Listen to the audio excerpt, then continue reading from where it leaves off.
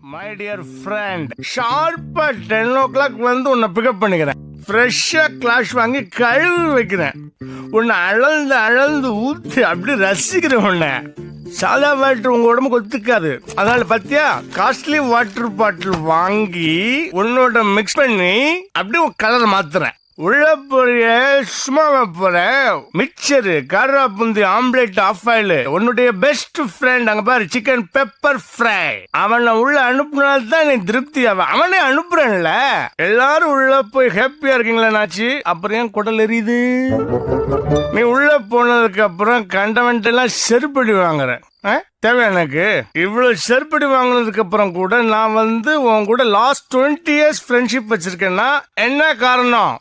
That is dude, always cute. உள்ள போறியா? பா.